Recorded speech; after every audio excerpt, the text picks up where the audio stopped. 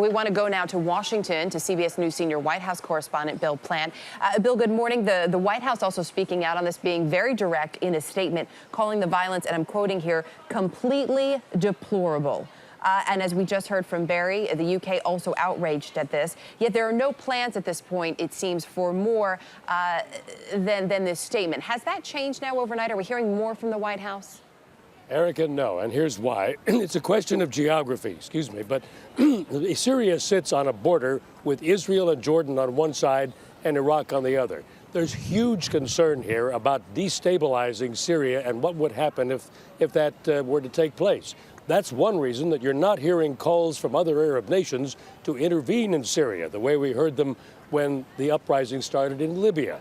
The only thing that the U.S. has done is to move to consider further sanctions. There have been sanctions on Syria since 2004.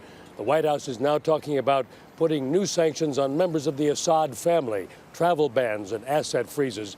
And they say that they're doing this with a great sense of urgency. But at the moment, that's all they're doing, Erica.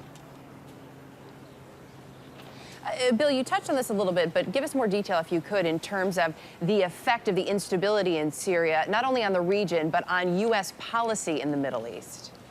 Well, President Obama has made it a point in his administration to try and make some kind of rapprochement with Syria in order to get them to make peace with Israel and to stop providing haven for terrorists in Syria. But that has not worked.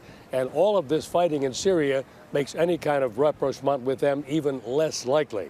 The big fear, then, is that Syria could degenerate into the type of sectarian fighting that has happened in other places in the Middle East. You heard Barry mention that it's governed by one small sect. If the governing family falls, the country is in an uproar. Erica? Bill Plant at the White House this morning. Bill, thanks.